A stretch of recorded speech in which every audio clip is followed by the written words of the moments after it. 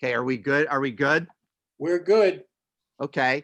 So, just first thing I want to do is just want to thank Mike Deneen for setting up this meeting tonight. I know this is not a normal time for the Gloucester Area Astronomy Club for having a meeting.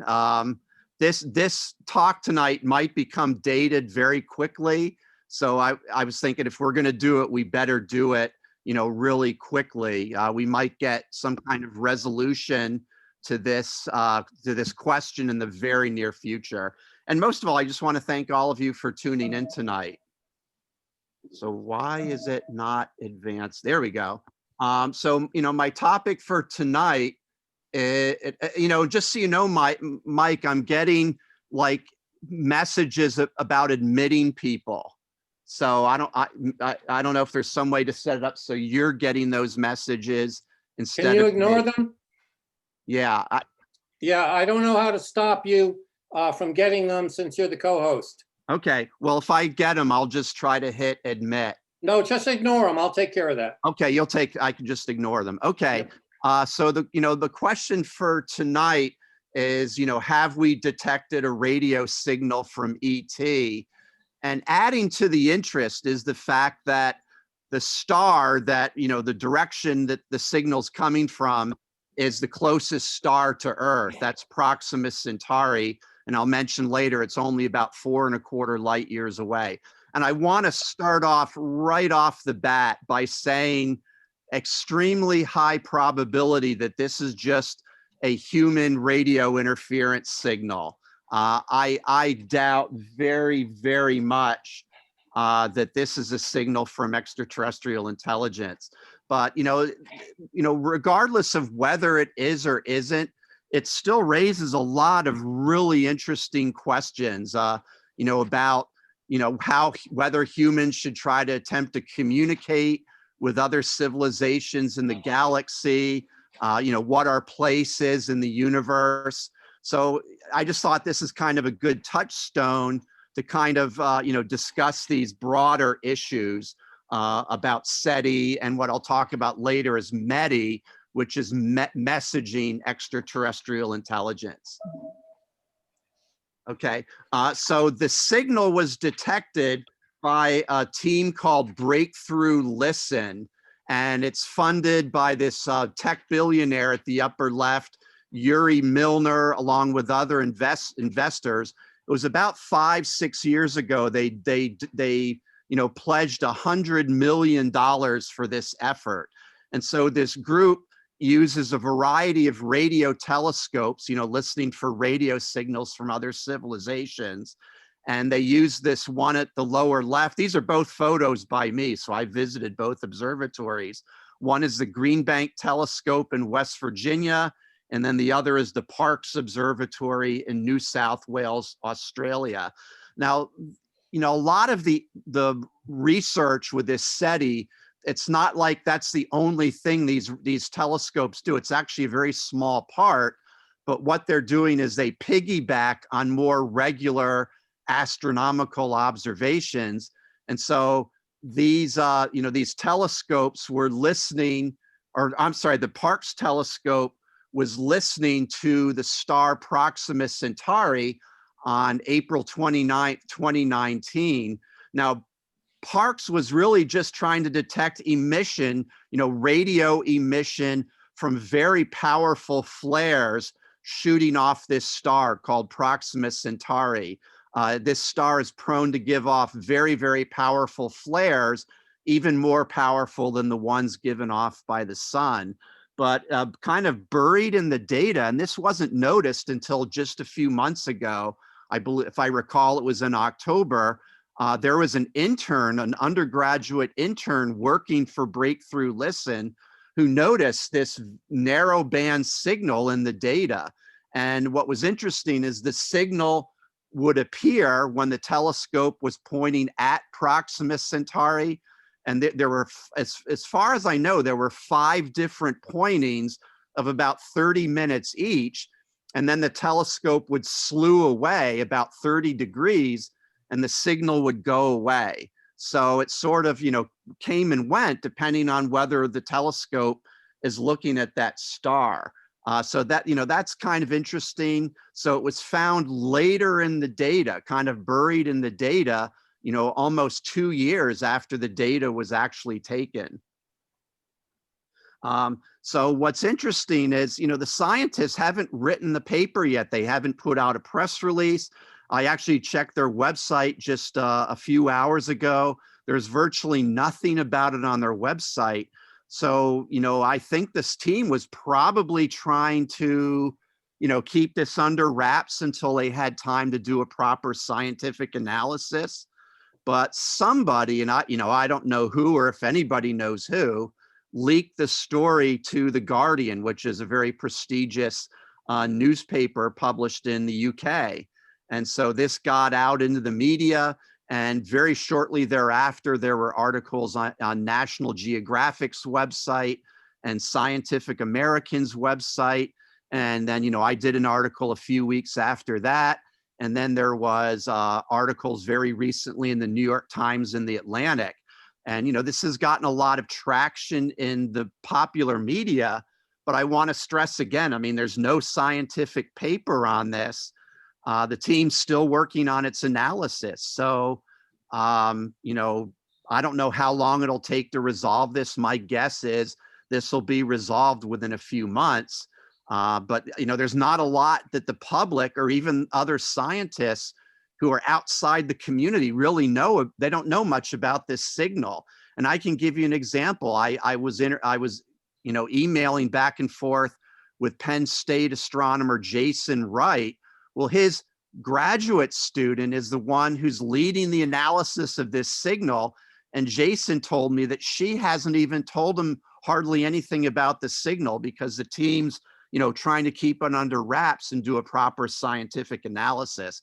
So at some level, this story shouldn't even be out right now. It's sort of premature.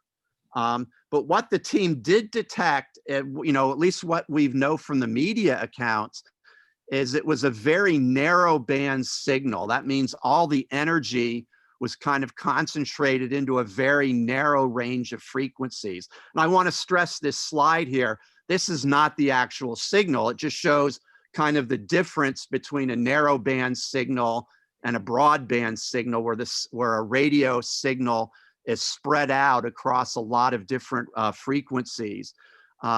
So what happens, or what's going on here, is that with humans, when we send radio signals, we like to pack all the energy into a narrow range of frequencies because that's more efficient. So when you're in your car and you're listening to the radio, almost all the, you have to tune your tuner very precisely to pick up the station. If you move away just a little bit, the signal goes away. And that's because we're broadcasting on narrow range of frequencies. And that enables the signal to kind of stand out from just background radio noise. But nature doesn't care about efficiency. So, natural sources tend to be broadband signals, spread out across a wide range of frequencies. So when this SETI, this Search for Extraterrestrial Intelligence, they're looking for these narrow band signals. So this signal from the direction of Proxima Centauri that Parkes picked up really kind of stands out as something interesting. Now, this is not the actual signal. I actually got this from Jason Wright's website. One thing, it was detected at a frequency of 982.0002 megahertz, or millions of cycles per second. And that's very close to an integer value. Like, why would, aliens transmit on an integer value from a arbitrary human unit of measurement? So I would say that's one thing that argues very strongly against this being from ET. I would say very strongly. But the signal did drift a little bit as the observations were going on. It did increase a little bit in frequency. And as I'll talk about later, there's a planet orbiting the star, or there's actually two. And now the fact that the signal was increasing in frequency could be what's known as a Doppler shift, an indication that the source is moving toward Earth. Well, the inner planet, the one that's more interesting for biology, was actually, from what I've read, was moving away from Earth. So that would also argue against this signal coming from the inner planet, but it could have been, a signal from a source that's intentionally changing frequency as well. So we really don't know. But, I really want to stress, very good chance that this is some, maybe from a satellite or an interplanetary spacecraft, or it could even be something on the ground, like a car or an airplane. There was one false alarm a few years ago that was at Parks, that was from a microwave oven in the visitor center. So there's a lot of different things this could be, but still, I find it interesting. It picks up the signal when it's pointed at Proxima, turn the telescope away, the signal goes away. And the red arrow here shows the frequency at 982 megahertz. Kind of interesting. It's just outside. You can see on that blue line that's called the water hole. This is a radio spectrum of interstellar space. And we have these molecules of hydrogen H and hydroxyl OH, that the molecules in space just emit radio waves. Well, if you combine H and OH, you get water. And of course, life on Earth is based on liquid water. So we call that the water hole. Well, this signal was just a little bit outside the water hole. And it's also kind of interesting. It's at a frequency that's not really that commonly used by humans in our technology. And that would include, it's not really used much by satellites and interplanetary spacecraft. But as I mentioned earlier, it's close to an integer value, which to me really indicates it's probably human made. The other interesting thing is the signal was not modulated. So it was like a very simple signal like that we see at the top, a radio carrier wave, just a very simple radio signal. It wasn't, for example, modulated in frequency like we see on the bottom, like FM radio, like the signal wasn't modulated in amplitude like AM radio. So, it wasn't trying to convey any kind of complex information.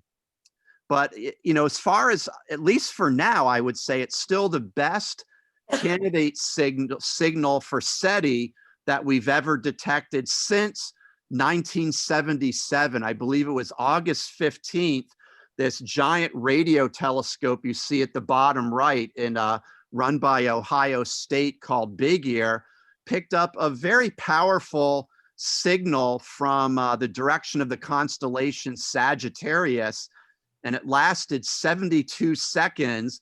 And the signal became so powerful that when Jerry Eman, the computer operator, looked at the computer printout of, this was seen hours later, of the signal that this telescope was recording, it went off the scale. It was mostly, you can see zeros, ones, twos, and it went into the letters. And you can see on the right, that signifies a very powerful signal. So he wrote wow on the computer printout. This is the original. So it's called the wow signal.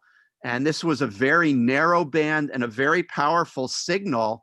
And to my knowledge, they still have not figured out the origin of this signal. To my knowledge, there wasn't any interplanetary spacecraft or satellites that could have that were in that direction that would have caused us to receive this signal. So this remains an enigma. Decades later, we still really don't know what the wow signal came from, but you can say it has all the hallmarks of what we would expect, for a signal from another civilization, but it's never repeated. Radio telescopes have looked in that direction and never seen it repeat. So my guess is it'll just remain an enigma like indefinitely. So the question is, what's the deal with this signal known as Breakthrough Listen Candidate 1? Is it the real deal? Is it a calling card from ET? Well, Pete Worden sent out these tweets that made it pretty clear that they are very confident, not 100%, but thinks it's extremely likely that it's just human interference. They just haven't identified the source yet. In an interview with Scientific American, he gave it a 99.9% chance of being interference. You know, and I have no doubt that's honestly what the team thinks, but I would say that they do have kind of a vested interest in, you know, downplaying the significance of this until they do their analysis. But I certainly think, you know, and I want to emphasize it again, in all likelihood, this is going to turn out to be, as I put in my astronomy article, much ado about nothing. So here's a sky map, and that red diamond and arrow at the bottom show the location of the star, once again called Proxima Centauri. Now it's in the southern constellation of Centaurus, which means, you know, this is a constellation we cannot see from the northeast United States. Unfortunately, too, the star, despite being relatively close, is invisible to the naked eye because it's 11th magnitude. That means it's about 100 times too faint to be seen with the naked eye. But you can see on this map, if you look just to the upper left of the diamond, you can see the Greek letter alpha and then the letter CEN. That's the star Alpha Centauri. And as I'm about to explain, Proxima Centauri is a member of a triple star system called Alpha Centauri. So here are the sun's nearest stellar neighbors. Now this diagram is a little bit misleading because, of course, space is three-dimensional and these stars aren't necessarily like all in the direction that they're shown here. But you can see that Proxima Centauri, at a distance of 4¼ light years, it is the closest star to the sun. You know, very close by are Alpha Centauri A and B, the other two members of the triple star system, at a distance of about 4.4 light years. And then Barnard's star, you see at the left, that's about 6 light years from Earth. But you can see, for those of you who know about comets, this is well beyond the Oort cloud, where a lot of the long period comets originate that we see in our sky. So here's a nice diagram of the triple star system of Alpha Centauri compared with our sun. And you can see that there's two dominant stars, Alpha Centauri A and B. And it's kind of cool. They're both very similar to the sun. Alpha Centauri is a little bit bigger, a little bit more massive, a little bit more luminous. Alpha Centauri B, a little bit smaller, a little bit less massive, a little bit less luminous than the sun. And then you kind of have the runt of the litter is Proxima Centauri, which is much cooler, smaller, much less massive, much less luminous than the sun. So this is how the system works. On the scale of this diagram, Alpha Centauri A and B are so close to each other that in this diagram, which I got off the web, they're represented as just one star. Now, once again, it's a binary star where they orbit a common center of gravity. It takes about 80 years for them to complete an orbit, and the average distance is roughly, it's kind of an oval-shaped orbit, but it's roughly, their separation is about the average separation between Uranus and the sun. Now, Proxima Centauri then is way, way far away. It's about 400 times farther from Alpha Centauri A and B than those two stars are from each other. So it's way out there, and it takes about 500,000 years to complete an orbit. So it does appear to be gravitationally bound to A and B, but probably just barely, and it takes a very long time to go around the two stars. What's interesting too about the system, the stars are, we don't know the exact age, but they're probably around 5 to 6 billion years old. So the sun's about 4.5 billion years old, so they're older than the sun, but that argues that if there is, if any of the planets in these systems have life, there's been plenty of time for that life to evolve toward, high complexity or even intelligence. And here we just see, I think, a really nice diagram comparing Proxima Centauri. And I want to emphasize this, all the other things we see in this slide are images, but that's an illustration. We don't have like a detailed image of Proxima Centauri, but you can see it's only about twice the diameter of Jupiter, and it's only about 12% the mass of the sun. And I had it written down and now I can't remember it, but it puts out like only a tiny percentage of the energy than the sun puts out. Like I think it's less than 1% energy output of the sun. So, this is a very feeble, small, low luminosity star. It belongs to a category of stars called red dwarfs. And even though these red dwarfs are small and feeble, they constitute about 3/4 of the stars in the Milky Way galaxy. So they are by far the most common type of star in the galaxy. Now, this star is of interest just because it's the closest star to the sun. But in 2016, astronomers made a great discovery. They discovered that this star has a planet. It was discovered by a method called the radial velocity or wobble method, which basically means astronomers are not detecting the planet directly.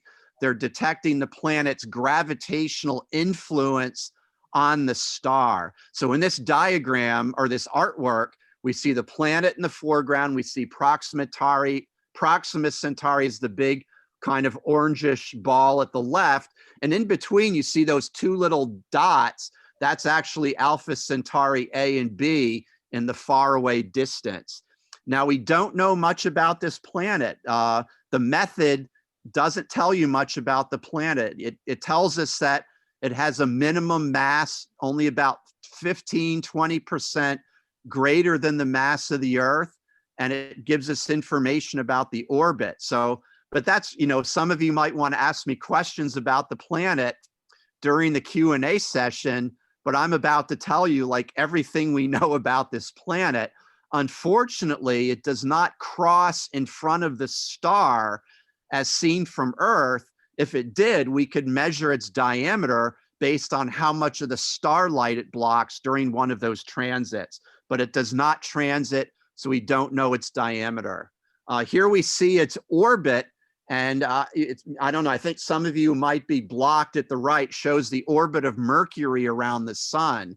So you can see here that Proxima Centauri b, the planet, orbits its star at only about 1/20th the distance that Earth orbits the sun, and it goes around the star every 11 days. So a year on Proxima Centauri would be 11 days on, 11 days on Earth. So it goes around really fast, and it's very, very close to the star. Maybe a little too close, we just don't know.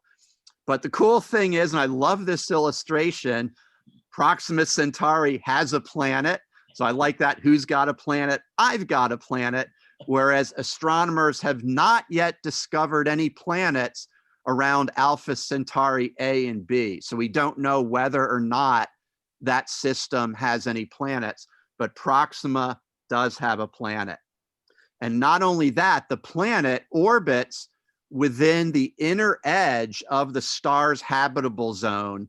That means it's receiving roughly the same amount of energy from the star that Earth receives from the sun. So if the planet has the right kind of atmosphere, it could possibly support liquid water on the surface. And of course, on Earth, liquid water is what gives us life. It's why we have life on Earth. So, I don't know. I'm not saying the planet does have life, but it might.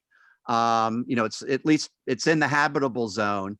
I also want to mention, though, and this is an important thing to remember, the planet is so close to the star that the star's gravity tidally locks the planet.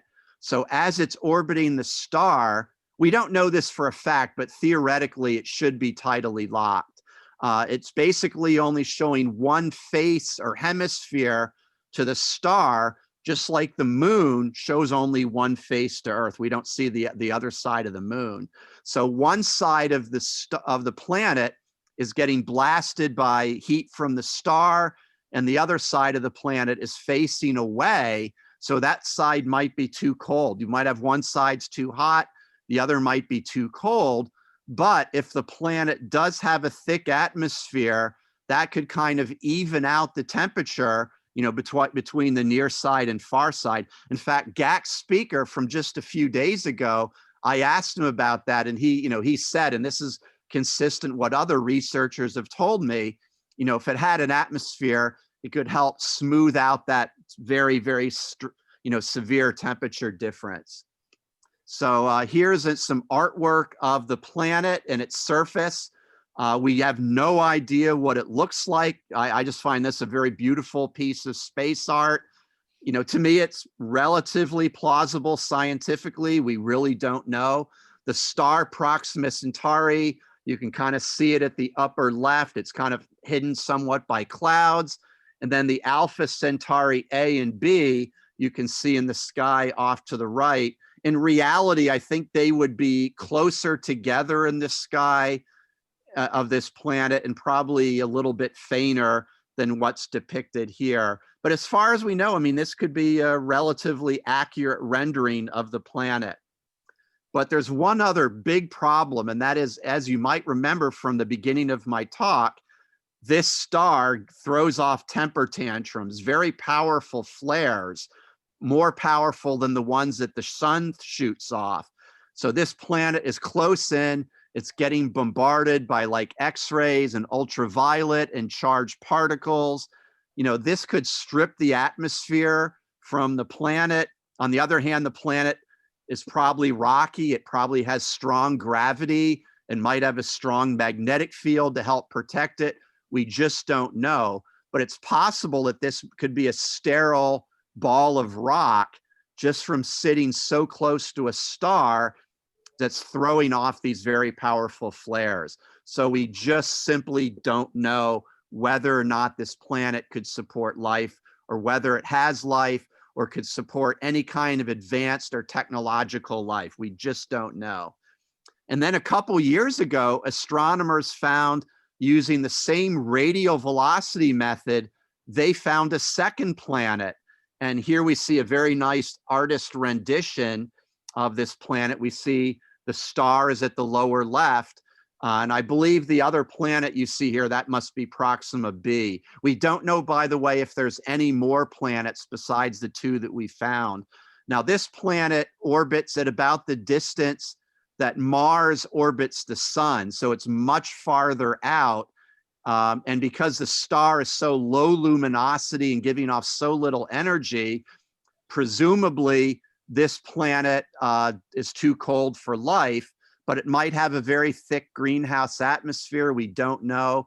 It's about at least 7 times the mass of Earth.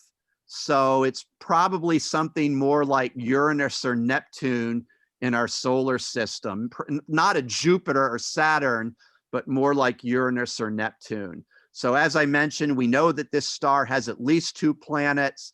Possible it has more that we just haven't discovered yet. So I want to go back now to, you know, the signal, this breakthrough listen candidate 1.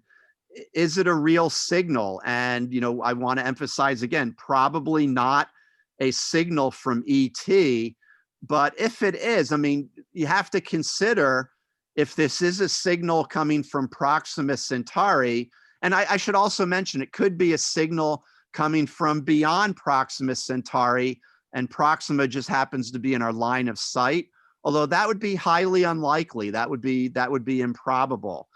You know, if this signal is real, you know, let's say it's from ET and ET is at Proxima Centauri, that is really, really interesting because this civilization is only 4.25 light years away. And, you know, for example, if we decide we wanted to send a reply, It would take our signal 4.25 years to get there. And let's say they receive it and they decide to respond. We could get, it would take their signal another 4.25 years to come back to Earth. So the round trip travel time, for them to get our signal and then for us to receive a reply is less than 10 years. And that is within the lifetime of almost every human alive today, and hopefully everyone listening in on this Zoom session. So, we could conceivably send a reply and get a reply from them in our lifetime. And I mean, that would be like really amazing. That would be one of the coolest things, that we could get, have a real conversation with another civilization. I mean, until this, the thinking about SETI is if we ever pick up a signal, it's going to be much farther away. I mean, maybe hundreds or thousands of light years away, where you really can't have a meaningful two-way conversation where you're exchanging information. I mean, it would be much less interesting for everybody on this Zoom session if we got a SETI signal from, let's say, a planet 100 or 1,000 light years away, because we're not going to be able to have a conversation in our lifetime. But the Proxima would be different. So the team is, they're using let me go back to Parks for a minute. They're observing it with Parks. They're going to look at archival data, see if Parks saw this signal like in the past. They're going to repeat this on the second 2-year anniversary of the detection to see if they detect it on April 29th of this year. And they're also going to look at it from, with other radio telescopes in the Southern Hemisphere. There aren't a whole lot that can really see it. Here's a fairly new one, the Meerkat Array in South Africa. But, they're going to try to get every, way of looking at this that they can to see if they can either confirm the signal, or they're also, I'm sure, the team is doing everything they can to identify a possible source of radio interference, in which case, this whole talk, it can be much ado about nothing. Now, some people, critics, have made the point that they're saying, well, this can't be real, because what would be the probability of a civilization around a planet orbiting the closest star to the sun? Like, that is so unbelievably unlikely that we could just dismiss all of this out of hand. But I mentioned Penn State astronomer Jason Wright earlier.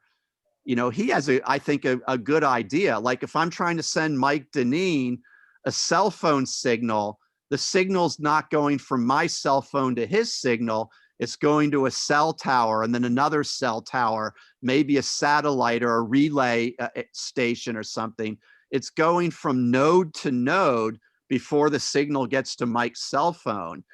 That could be the case here. There could be, if there's other civilizations in our galaxy that are highly advanced technologically, they could have set up this galactic communications network that relays radio signals from node to node, and the nearest transmitter they might have set up around Proxima Centauri. So that's where we would expect to receive a SETI signal, is from a nearby star, especially the closest one to the sun. And in this idea, there might be a radio transmitter there. It doesn't mean there's any creatures there. It could be operating robotically, autonomously with artificial intelligence. So, if this signal is the real deal, we don't really know, at least not yet, what's really going on. So I now want to bring up, just the what if scenarios. And, this is, I'm trying to be fun, but also I want to stimulate some group discussion after my talk. If this signal is real, then what? What if? Should we send a response? What should the response be? Who should decide how to respond? And this ties into questions: who are they who are sending the signal? What are their motives? Do they pose a threat to Earth? We don't right now, we don't have answers to these questions, but they're really, really interesting questions. And even the question of sending signals is still relevant, even if this turns out to be a false alarm. So there is an active field called METI for messaging extraterrestrial intelligence. And scientists, linguists, philosophers, really, really smart people have put a lot of thought into this question of whether we should send messages out into the galaxy using radio technology to, let other civilizations out there know that we're here. And you might not be surprised. We've already done this, but only at a very rudimentary level. The most famous of these METI efforts was done by Frank Drake, who's a great radio astronomer. He's still alive. We see him at the upper left. And in 1974, he used the Arecibo radio telescope in Puerto Rico, which has just recently been decommissioned, to send a radio signal that I hope people can see it on the right, using binary code to a star cluster in the constellation Hercules. We see at the lower left called M13. Well, this cluster is about 25,000 light years away. So it takes our signal 25,000 years to get there. If there's any planets with intelligent life there and they pick up the signal and send a reply back, it would take another 25,000 years to get a reply. So that's 50,000 years from now. Well, I don't know about any of you, but I don't plan to be around 50,000 years from now. But the signal was 23 by 73, encoded kind of like Morse code, because those are 2 prime numbers. And if the aliens can successfully pick up the signal and decode it, they would create a diagram that we see on the right, which includes information about, life on Earth and its biochemistry, human beings, the solar system, and even the radio antenna that transmitted the signal. So, there's been other METI attempts since this effort, mostly funded by, private individuals, but we've really only done this at a very, very primitive level, not really a serious attempt to attract the attention of ET. So, but if this signal turns out to be real, let's say later this year, the team says, well, the signal's repeating and we've ruled out all sources of interference and we've detected it at other frequencies. We've detected some other signals that have some modulation encoding information. We've detected ET, then it's like a really big deal. And, the question of should we respond and how we respond and how should we decide would become burning questions for humanity. It might get all the other stuff off the front pages. And this is what I think would trigger a worldwide discussion. I would like to see, such a discussion happen at the United Nations in New York. I would want to see, a really high level of consensus. Maybe, we're never going to get 100% agreement. I mean, we can't even in the United States on our own country agree whether or not people should wear masks in public during a pandemic. So if we can't agree on something that basic, how would we agree on sending a signal to extraterrestrials? I would want to see it done through the UN, but setting a very, very high bar where you would need like 80 or 90, countries representing 80 or 90% of the human population agreeing to send a signal before we did anything. And we also have to point out, I mean, who speaks for Earth? We're not the only creatures living on this planet. We have a responsibility to all the other life forms that share our planet with us. So, this is something I would want to see very, very serious discussion before we do anything. And I'd also want to see really try to prevent like a rich billionaire or country going rogue and setting up a radio telescope and a powerful transmitter and doing it on its own without getting, permission through the United Nations or some kind of internationally sanctioned body. And I'd also say before we would send a reply, we should do everything we can to learn about who we'll be talking to. For example, we could build a very sophisticated ground-based telescope that would have advanced optics that can cancel out the light of the star so we can study the very faint light of the planet. This is one that's on the drawing board called Exo Life Finder. We could also build a big, large space telescope, better than Hubble, better than the James Webb Space Telescope that's scheduled to launch later this year, and really try to get detailed information about what we're dealing with. Another thing I'd want to see us do is put a big radio telescope on the far side of the moon, maybe using a crater. And if you're on the far side of the moon, the body of the moon shields your telescope from terrestrial radio interference. So we could pick up really faint signals from Proxima Centauri that might just get totally drowned out on Earth. So I'm just using these. There's other things we could do as well, but these are examples of things we could do to try to learn more about who we're dealing with. But here's something that's a little bit eerie, and that is we have to assume that if they're real, hold on, I'm just gonna get a drink. If there's a civilization there, in all likelihood, I mean, higher than 99% probability, they are more advanced than us, and probably a lot more advanced.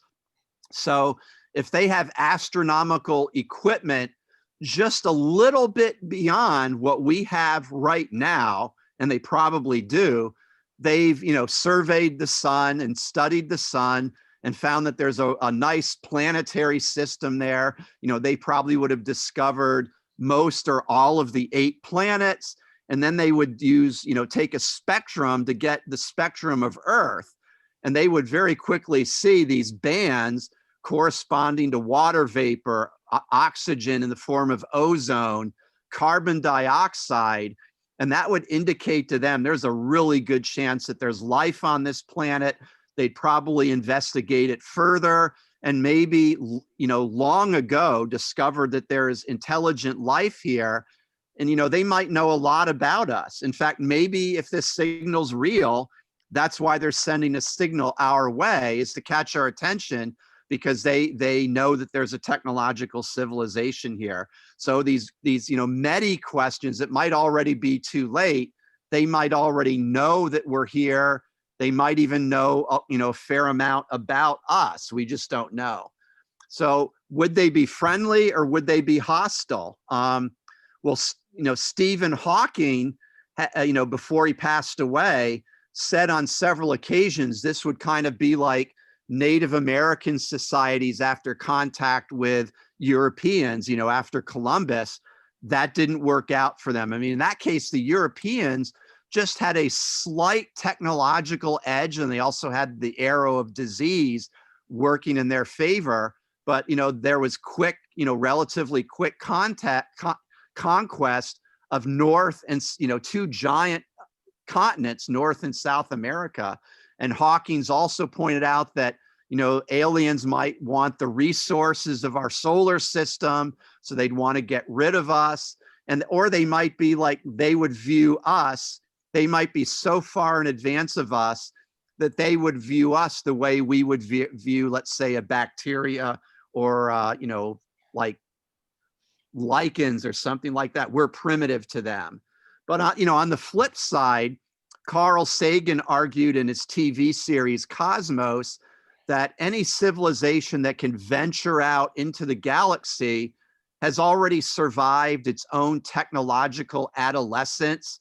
And once they start venturing out and maybe colonizing other planets, they might have a much more enlightened perspective where, they're confident in their own survival.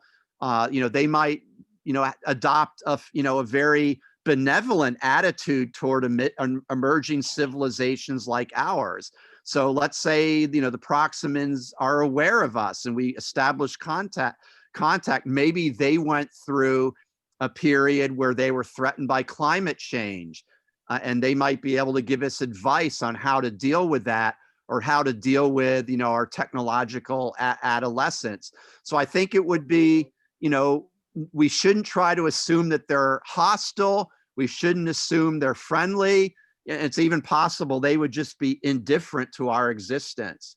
And I love this artwork, which I found on the web.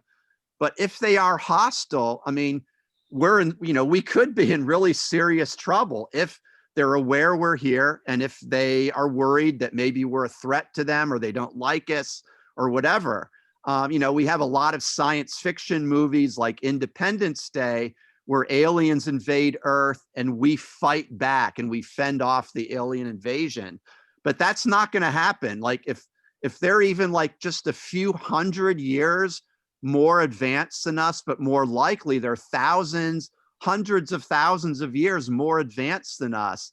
They, you know, as an example, there's a science fiction novel. They could take a very small object, maybe a little smaller than an automobile, accelerate it to 99% the speed of light, and smash it into Earth. The kinetic energy would be so stupendous that it would like almost instantly wipe out life on Earth. Or they could divert a larger object like an asteroid and smash it into Earth at a lower velocity. That would also wipe us out. We would have no defense. You know, we couldn't stop it unless we had years of advance warning. Or another thing they could do is genetically engineer a pathogen, and, you know, that maybe quickly wipes out humanity while leaving the rest of the biosphere intact. So, but, you know, my guess is, you know, we're not, you know, the Proximans or whoever's out there are so much more advanced than us that at the moment, you know, we don't really pose a threat to them. Like we're barely able to get spacecraft out of our solar system, you know, at very low velocity, you know, so we're not a threat. I don't think they'd have any reason to attack us, at least anytime in the foreseeable future. So I'm not worried about it. Like I'm much more worried about, you know, for existential threats, I'm much more worried about nuclear war. And as I mentioned before my talk began earlier this evening, I was listening to a webinar with Michael Mann talking about climate change and environmental degradation. I'm much more worried about that than I am about an alien attack.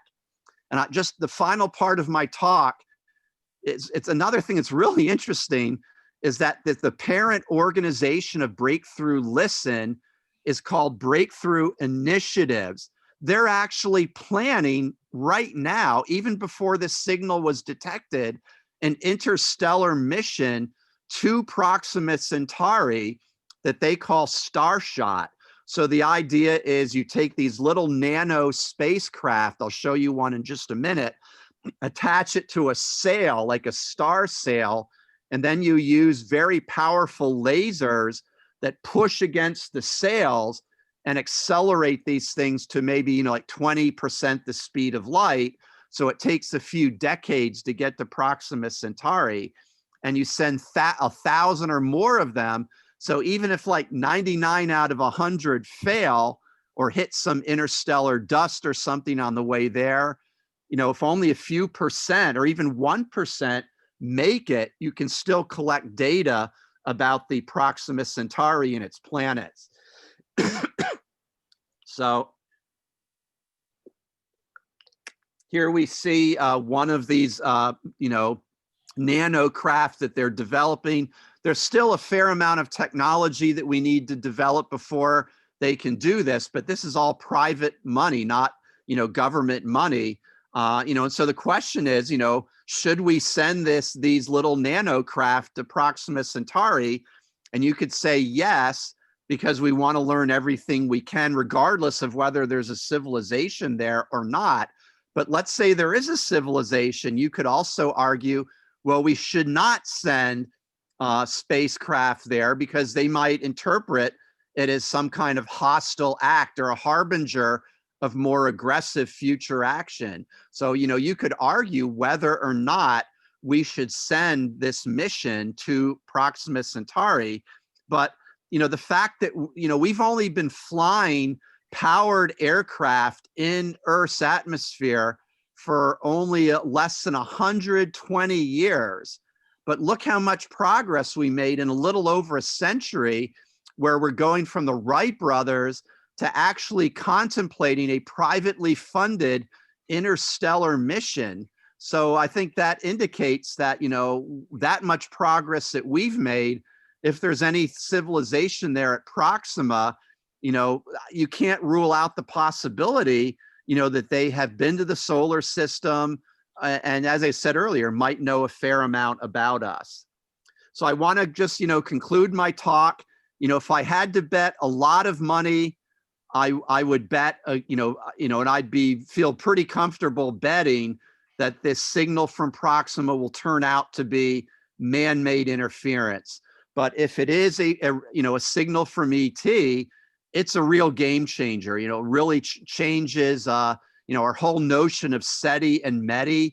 And as I said, it brings up a whole lot of interesting questions about how and whether, you know, and who decides how to respond.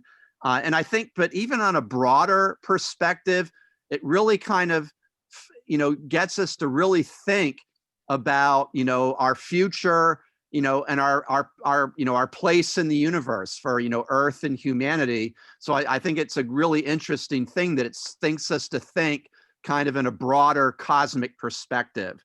So I want to thank all of you for listening. These are 3 recent books that I highly recommend that all discuss these issues. And I'm happy to take questions, but as I told Mike Deneen earlier, I'm really more hoping to get people's thoughts about, you know, this whole question of METI and should we send signals out into space? And, you know, if we pick up a signal, regardless if it's from Proxima or somewhere else, you know, should we respond, how we should respond, and who should decide how we respond? So thank you all very much. All right, Bob, thanks. If you could stop sharing, we can see each other. Okay. Of a recommended vaccine, and right now the only 2 Well, Bob, vaccines that have FDA we are sending signals out. It's called radio and television. I was going to say, yeah. Okay, I'm glad you asked that. Now let's see, stop share. Okay, there we go. I'm just trying to find the stop share button. So the answer is that we do send radio signals out. Okay, I'm hearing somebody in the background. I'll hunt them down, keep going. Okay, yeah, we do send out radio and TV signals, although we're getting quieter because, you know, of cable TV, for example. But those signals are really, really weak. I mean, Seth Shostak of the SETI Institute has said, I mean, beyond a few light years, they're pretty much undetectable. I could be wrong on this, but I'm pretty sure that he once told me, and I've read this as well, that the most powerful radio signals we send out are from military radar stretched across Alaska and Canada. It's what's called the DEWS line for Defense Early Warning System, where we're sending out radar to detect, you know, incoming Soviet nuclear-tipped ICBMs. And that signal would, you know, I don't remember exactly how far out those could be detected, you know, with radio telescopes comparable to what we detect. But those would be, you know, some of the more detectable manifestations of terrestrial technology, you know, whether the aliens could you know, they could certainly, you know, determine the direction that the signals are coming from, but whether they could ascertain, you know, the purpose behind those signals is, you know, probably doubtful. They would definitely know, though. They would definitely determine, though, that they are of artificial origin. But they wouldn't really learn a lot about Earth and our civilization from those signals. Right. The second thing is, if that was a signal meant for us, you'd put some information in it. There's no information. It's a monotone. Yeah, and that's a good point. You know, but once again, it might just be, you know, either this, you know, it could be the signal was not really intended for us, or it could be just telling us we're here. You know, maybe Proxima, let's say they know there's life on Earth, but they don't know there's intelligent life, or, you know, they don't know how advanced we are. they could just send, a very simple signal, just say, hey, we're here. When you get this message, send us a reply so we can start a dialogue. So there's a lot of different things that, I think you make a good point, but I would say it does not rule out the possibility that it's ET. And I don't know of anybody who has a degree in alien psychology or sociology. So if it is a real signal, I think the best we can do is just speculate about the intent behind it. I'm an alien. I was born in Sicily. So I can give some, if you're going to try to communicate and actually say, hey, we're here, you'd put some information in it. You'd modulate the signal. Even if it's just a 1 and 0 repeatedly, it wouldn't be a monotone. To me, that tells me this is not intelligently made. Yeah. Okay. Maybe they're just Well, being it is polite, intelligently Mario. made. It's definitely artificial in origin, or it's a very high likelihood that it's intelligently made. We just don't know who made it and where it's coming from. And once again, I mean, maybe Proxima has been signaling Earth. Proxima has been the nearest star to Earth. All the stars are orbiting the center of the galaxy. So our nearest neighbor to the sun and Earth changes over time. But, Proxima has been our closest neighbor for, hundreds, if not thousands of years. Maybe they've been signaling us for a long time, and the signals are arriving during the Roman Empire where we're here, but we don't have the ability yet to respond. So they're putting like a low motivation into it, kind of just, well, every now and then we'll signal this planet just in case there's somebody there, but we're not going to put a lot of energy or effort into it. We'll just send a simple monotone signal, maybe do it like every so often, and maybe someday some life form will emerge there that can respond. So your point's well taken, Mario, that you could very well be right, but I would just say we just don't know. Like if there's an intelligent civilization there, we just know virtually nothing about them other than they're sending us this kind of simple, weak radio signal. That's all we really know. Let me make a couple of real quick points. One is, I'm really glad our signal is really weak, because out there in the galaxy, there's about a 6 light year thick band of disco music making its way through the Milky Way. Yeah. And God help us if they are able to hear that. Yeah. The other thing is, there's an element in the Drake equation where we're supposed to plug in the number of civilizations that are technically advanced.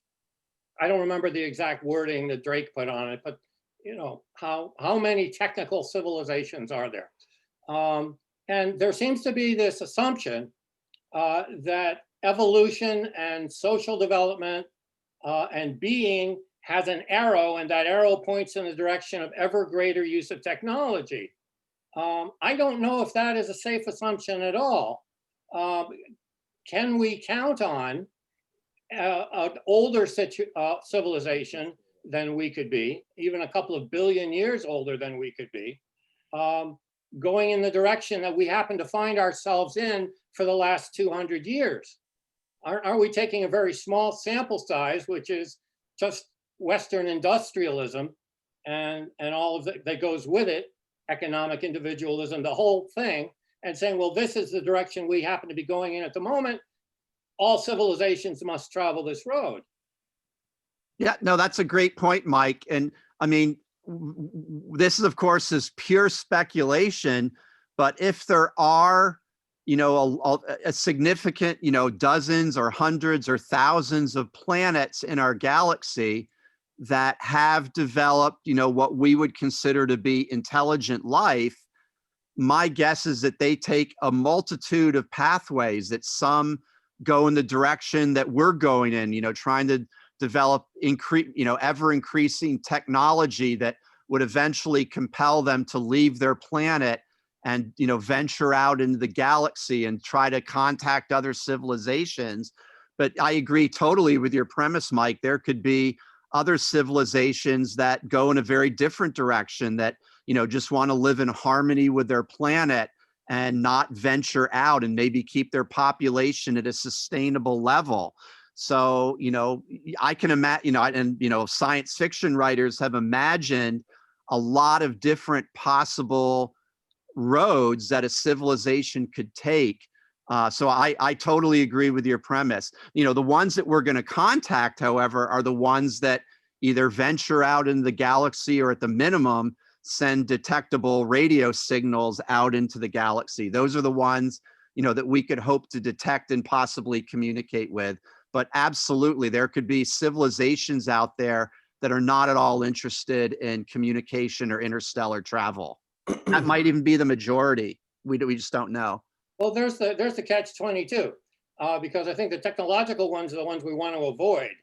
Those are the ones with the planet buster Volkswagens and asteroids coming at us. That's right. Yeah, those would be the ones that would be the most dangerous. And, and believe me, there's been a lot of science fiction novels written about that.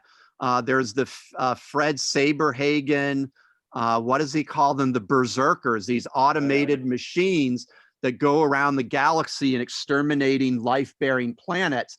I even think, what's his name? The Chinese science fiction writer, Xi Lu. His Dark Forest trilogy, which I have not read. I know, Josh, you've read it. Maybe you could tell us a little bit, that he envisions, the possibility of hostile extraterrestrials. I don't want to say too much about it because I think everybody should go read it. I think it's stunning, although the first book in the trilogy was a bit of a slog just because it had a lot of ideas and a lot of mysteries. But I couldn't put down the second and third books. I don't want to say a lot to spoil it, except that the question definitely comes up in the book. If you encounter other intelligences in the galaxy, is the best defense a good offense? Interesting. Well, the problem there is a problem with our storytelling, I think. Yeah. Most of the really good stories are military stories. Yeah. One thing I should just mention is, a lot of science fiction movies are kind of just filled with gratuitous violence. But a recent movie that I really liked that had almost no violence was Arrival. And that depicted aliens coming here who are not, aggressive. Of course, we react in a paranoid way to their presence, but, they did not have any hostile intention. So, that's also, there could be civilizations out there that might find us really interesting, that they might have a betting pool, to bet whether we can survive the current, age that we're in, where we have all of these threats to our own existence. So gambling is the highest form of intelligence. In terms of METI and messaging, I agree with you that if we really want to go down that road of messaging a potentially a civilization that might be potentially listening, that something within the United Nations is a very good idea. And isn't there also an association of aeronautical and I can't remember the name of the association. It's not astronomical, but aeronautical and astronomical. I know there's been some work putting together protocols, but I don't know if it's made it to the level of the United Nations. But I would think that you would want to do a little bit of interstellar marketing to at least show your best side. Yeah, because it may end up becoming a bit of a courting dance. And Bill, you make a great point about showing our best side. So another attempt at METI, which I didn't discuss, but you've given me a reason to discuss it, were the Voyager plaques. So, back in the 70s, NASA launched these, the Voyager 1 and 2, and there was also the Pioneer missions, to fly by the outer planets. Well, those spacecraft have continued on into interstellar space. Now, of course, they're traveling at such a low velocity relative to the speed of light that'll take them like tens of thousands of years to, pass by a star. And even the stars are going to pass by is at, a very wide distance. So, incredibly unlikely that they would ever be found by another civilization, like unbelievably unlikely. But they do contain, at least the two Voyagers contain plaques that Carl Sagan and Timothy Ferris helped produce. And a lot of thought was put into what do you put on these plaques? And, some of the things they put on were like Bach music and the Beatles. I think there was even some, Chuck Berry, kind of trying to, include information about the cultural heritage of humanity. So I would agree that if we do, want to send out signals, we should try to convey something that conveys the very best of who we are. How that it would be interpreted, of course, is always, a matter of question. And, establishing some kind of common language with another civilization might not be easy, although we would certainly have radio. We both know about radio. We both have, mathematics. A lot of thought has been given on, trying to establish a common language using mathematics. So my guess is if there was a civilization at Proxima and we were starting to exchange information, we could probably work it out over time, maybe after some back and forth. My guess is we'd be able to work something out where we'd start to be able to understand each other. And that, that could be incredibly interesting, unbelievably interesting to get information about another civilization. And it would be too bad for me. I might not be around to see like the fruit of that, but just the idea is like really, really cool. Bob? Yep.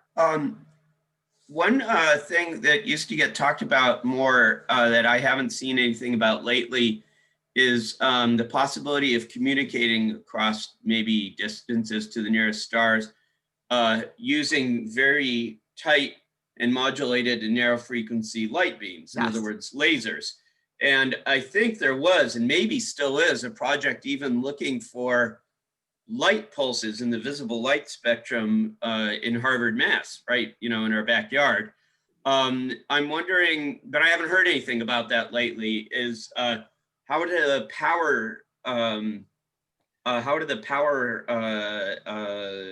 requirements for a laser that could, basically communicate to Proxima compare with doing it with radio? And what's the status of searches? Are the breakthrough people putting any resources into that? Is it a thing anymore? Or if people, did people realize that either because of reasons that you can't really transmit that way, or reasons that the astronomy is impractical on our end, has it gone away? No, Josh, that's that. And by the way, Josh is a former colleague of mine at Sky and Telescope magazine, and I appreciate you tuning in tonight, Josh. You make a great point. Originally, my slide, and I took stuff out because I didn't want my talk to go on too long, but another way that we could try to signal or receive signals from Proxima would be exactly as Josh just said. It's called optical SETI. And the idea is you can pack a laser signal into a very tight light or visible light or infrared signal and send a laser signal. And you would kind of do it on and off, like your pulse might be like a billionth of a second, but by pulsing a laser signal, the power requirements become within the realm of what we can do right now as a human civilization. My understanding is that it would involve higher technology and more energy than sending, nano or narrowband radio signals. That's an easier way to transmit signals, but because you're transmitting at a shorter wavelength, because you're visible light and infrared light has narrower or shorter wavelengths than radio waves, you can pulse it and encode a huge amount of information in your signal. In fact, I remember being told, I don't remember by who, we could like beam high definition video of scenes from Earth using this method. And you wouldn't do this in the whole galaxy. You'd only do it once you know of a planet that you could specifically target. So this idea, it's known as optical SETI rather than radio SETI. It's actually very well conceived. One of the first people, for example, to think about this was Charles Towns, who shared the Nobel Prize for helping to develop the laser. Now, Josh mentioned there was a program being run at the Harvard College Observatory by Paul Horowitz. That is, I'm not sure if that's still going on, but there's a much more advanced group now led by an astronomer at University of California, San Diego named Shelley Wright. I believe her name is spelled Shelley, last name Wright. If any of you are interested in this, go to her website. This team is much more advanced now. I think they already have an instrument at Lick Observatory that's actually searching for these signals, but they're also working to develop these wide field telescopes that they want to put one in the northern hemisphere and one in the southern hemisphere that can really do, or actually I think they want to do two in the north and two in the south, spread across longitude so they can get 24/7 coverage in both hemispheres, essentially of the entire sky, looking for pulsed laser signals from other civilizations. So that is a really, really interesting way to do SETI. And I think that's really cool that, we don't want to put all of our eggs in one basket and just assume that if there's communicating extraterrestrials out there, they're just trying to do it by radio. There could be a number of different ways that they could try to do it. So I think the optical SETI is well motivated. And as Josh was implying, we could, it would take some money to, build to do this, but it's within the current realm of our current technology that we could send detectable optical SETI signals to at least some of the nearby stars to the sun. And of course, that would include Proxima Centauri. Did I answer all of your questions, Josh? And I definitely recommend going to Shelley Wright's website. It has a lot of really good information about this and, artist renderings of their telescope that they're planning.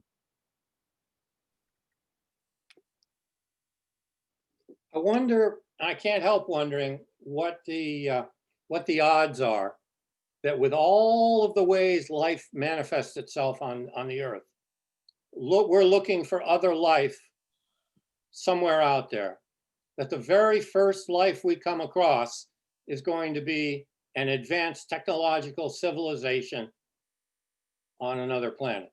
Especially one so close to Earth. And I would say very low probability, which is, doesn't completely exclude the possibility that this, that this signal is ET, but I would agree. I would say it's very low probability. I do think that Jason Wright, though, with his communications network, he makes the point, and there's a great interview with him, by the way, if you go to a website called Event Horizon, a really great website. They have an interview with him from about 2 or 3 weeks ago where he kind of explains how this would work. And, he says in this interview, and he says it on his blog, that, if we were to detect a signal from ET, we should expect it to come from a nearby star, with Proxima being the most likely star that we would detect a signal from. So, but I still, that's a really interesting point, but I do agree with the premise of Mike's comments that, you wouldn't expect the first strong evidence of extraterrestrial life to be a radio signal from the nearest star. That would be very, very unlikely. I would agree. On the other hand, a delivered pizza is very strong evidence of food. Yeah, that's right. Yeah, that's true. That's true. I mean, Yeah. this is the only life form that's being hand delivered to us. We Mhm. don't have to go out and fly around and look for. So that probably tweaks the odds a little bit. Either that or we're in an overachieving section of the galaxy. Yeah, what's actually, Mario makes an interesting point. I discussed in my talk the habitable zone. There's also this idea of a galactic habitable zone where, like, really close to the center of the galaxy, the stars are densely packed. You're getting occasional powerful, radiation from the central supermassive black hole. So you could argue that, there's probably no intelligent life near the center of the galaxy. And then if you go to the outskirts of the Milky Way galaxy, the stars are less chemically evolved. They're, made mostly of hydrogen and helium. So, more so than stars where we are. We're about halfway between the center and outer edge of the visible disk of the galaxy.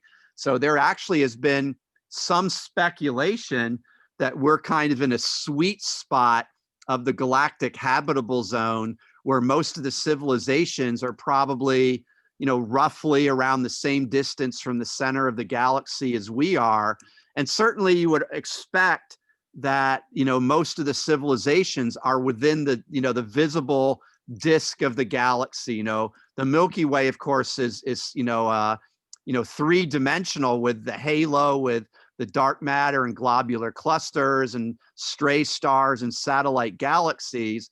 But, the most likely place to find, an intelligent civilization is in the plane of the Milky Way galaxy. And in fact, the WOW signal coming from Sagittarius is very, very much within the plane of the Milky Way galaxy, this visible disk of stars where most of the galaxy's several 100 billion stars are located. Bob, I've got to go. This has been phenomenal. Thanks, Andy. Thanks for Thank you. tuning in. Absolutely. Say hi to Thank you. Steve. I will, absolutely. Thank you so much. Okay, thank Take you care. for tuning in. I'm glad I did. Thank you. Andy, by the way, she's another friend of mine from Harrisburg, and her husband, Steve Rudolph, is a really, really high-level jazz pianist who I've seen him in concert many, many times with his small groups, but also his big band. And then his wife, Andrea, who is on the conversation, she's a yoga instructor. But they're very nice people who I've gotten to know very well.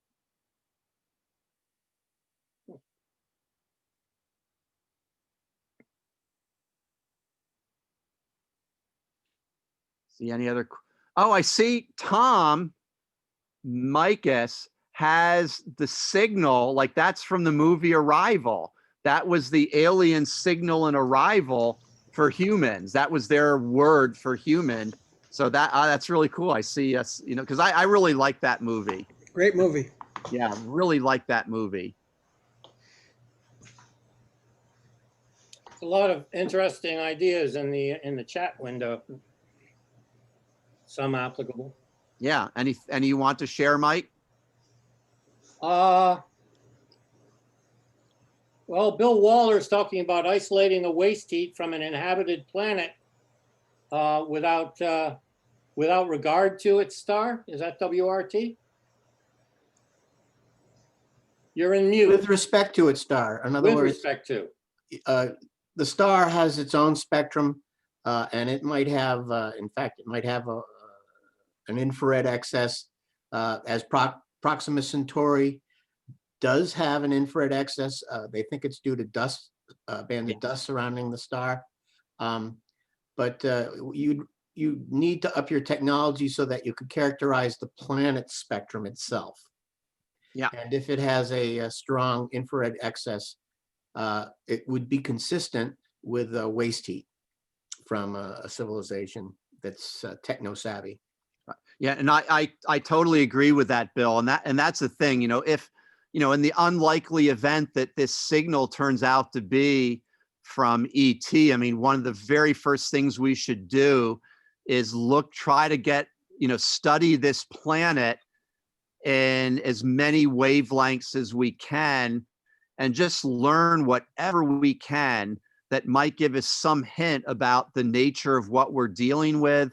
If it were to be a civilization, try to find out, their level of technology, what kind of activities that, in space they might be engaging in. Now, it's going to be hard because, the planet is very, because it's so physically close to its star, you have to find a way to, and that's why I mentioned that ground-based telescope, you have to find a way to blot out the light of the star so you can catch, the light from the planet is going to be like 1 million times fainter than the light from the star. So it's a very technologically challenging prospect. But, we're already developing technologies like coronagraphy and interferometry that, probably within a generation or two would enable us to do that, to really start studying the planet itself. And certainly with the radio, like I would say, we got to put a radio telescope on the backside of the moon. That's certainly within our technology that we could do that in the near future. It would be kind of expensive, but it's something we absolutely could do right now. And we'd want to try to see, what other radio signals are coming from this star that appear to be artificial. Aren't masars naturally occurring monotone radio signals? I don't think, I'd have to look. I know that they're not, there's something about, and I'd have to go and look this up. There's certain characteristics to masers that differ from the type of signals we expect to get from SETI. But I would have to look, I will look into that and get back to you. All right. I still cannot get over the fact, if you're actually trying to send a signal, that you include no information in it. I'm not convinced because of that one fact. You could be right. You could very well be right. We just don't know. But, once again, they're going to keep looking for radio signals from Proxima, looking in the archival data. And it's certainly possible that, at some point we might pick up a signal that is more interesting, that, conveys more complex information. If it's modulated, you got me. Okay. Yeah. And, if we're going to show that this is from a civilization, the bar to prove that is going to be very, very high. There, the statement, extraordinary claims require extraordinary evidence, would absolutely apply to this. So you're going to have a lot of different characteristics of this signal and repeating signals, detecting it from different observatories, ruling out that it's satellites, et cetera. I mean, there's going to have to be a lot of work that's going to have to be done before you could really convince the entire scientific community that it's ET. And that's the problem with the WOW signal, is even though it's the kind of signal we would expect from ET, we only saw it for 72 seconds and it's never repeated. So we can't really do science on it. So my guess is the WOW signal will never resolve the origin unless by chance someday it repeats. Mario, perhaps they're expecting us to say something like, I didn't get that. Could you say that again? Yeah. Any other questions for Bob or comments for Bob? Can you calculate how much power would have been required to send that signal? I don't, I haven't done the math. I'm sure, and well, here's the part of the problem too, though. We don't know how powerful the signal is because the team, at least to my knowledge, has not released this information.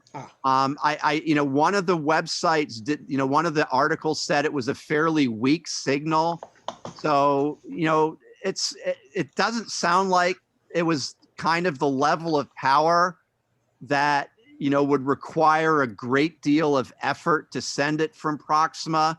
And certainly within the realm of what we could do with a return signal. I mean, we could send a return signal that's considerably more powerful, probably even within like Yuri Milner could do it. It won't require like, like $1 trillion line item in the US federal budget. It would be something that, we could definitely do ourselves if we wanted to. But yeah, we don't know. I don't know exactly how powerful the signal was, but it was apparently fairly weak, but certainly strong enough that we could detect it. And detect it on 5 different points. Like, to me, that's the most interesting thing is, according to the other stories I've read, 5 times Parks pointed at Proxima Centauri, saw the signal 5 times, then when it pointed away, the signal went away. And I believe the beam of the telescope was something like 16 arc minutes. So it's about half the diameter of the full moon. So a fairly narrow part of the sky where we detected this signal coming from. And as I said in the talk, it could be from a more distant source, but what's the probability that some source is almost perfectly lined up with Proxima Centauri? Not impossible, but unlikely. I put in the chat a device made by Intel that produces that frequency. It's a test device. So okay, it would have to be in that direction though. That's right. And I should mention, when I was writing my article for astronomy.com, I did email Jonathan McDowell, who used to write this column every month for Sky and Telescope, where he keeps track of all the different, satellites and interplanetary spacecraft. And I asked him, I said, is 982 megahertz commonly used by, spacecraft? And he said no, that it's not commonly used by spacecraft. That doesn't mean it's not used. It's just not a common frequency used by, spacecraft. Our spacecraft, Our spacecraft, yep. not their spacecraft. Yeah, that's right, yeah. But, getting back to Mario's point, I mean, it was detected at almost a perfect integer, with just cycles per second. And second, of course, is an arbitrary human unit of measurement. So why would, that just, to me, kind of strikes me as making it much more likely to be human origin than an alien origin. Much more likely. That alone, and I'd agree. I mean, I think Mario's point's also well taken.